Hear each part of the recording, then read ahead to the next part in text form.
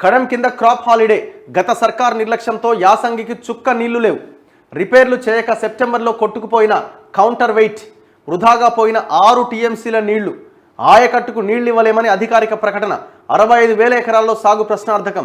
ఆందోళన వ్యక్తం చేస్తున్న అన్నదాతలు. దుర్మార్గుడు ఎంత పని చేసిండు చూడు. కనీసం ఆ మెయింటెనెన్స్కి గ్రీజ్ పైసలు లేవు. ఇప్పుడు కేసీఆర్ కట్టిన కాళేశ్వరం లాంటిదే కడెం అయి ఉంటే గత ప్రభుత్వాలు అట్లే గట్టి ఉండి ఈ పాటికి ఎప్పుడో కొట్టుకపోయేది అది. మొన్న వరదలు వస్తుంటే ఆయన ఎవరు మంత్రి, నిర్మల్ మంత్రి ఇంద్రకరణ్ రెడ్డి వచ్చి వామ్మో దీన్ని దేవుడే కాపాడాలని అవతల పడ్డాడు.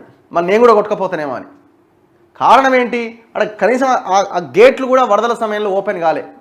ఆ గ్రీజుకు కూడా పైసలు లేలే. కనీసం ఏ ప్రాజెక్టు మెయింటెనెన్స్ లేదు. చివరికి ఏమైంది? అది ఆ కౌంటర్ వెయిట్ కొట్టుకపోయింది. మొత్తం నీళ్ళన్నీ వదిలేసిరు. 6 టీఎంసీల నీళ్లు పోయి సముద్రంలో కలిసినాయి వృధాగా. ఇప్పుడు నీళ్లు కావాలా? యాసంగి పంట ఎట్లా రైతులకి క్రాప్ హాలిడే ప్రకటించారు. ఏం చేయలేమని చేతులు ఎత్తేసారు.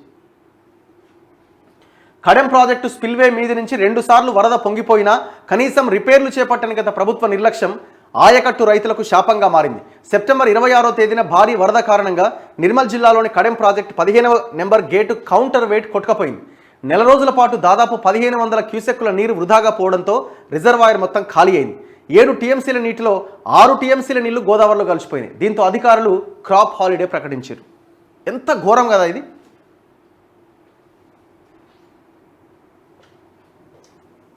మరి దీని మీద మాట్లాడారు అసెంబ్లీలో కేటీఆర్. ఎత్తి ప్రాసలతో దంచుతున్నాడు కదా స్పీచ్. కడెం ప్రాజెక్ట్ అంటే కూడా తెలియదా మనకి మళ్ళీ.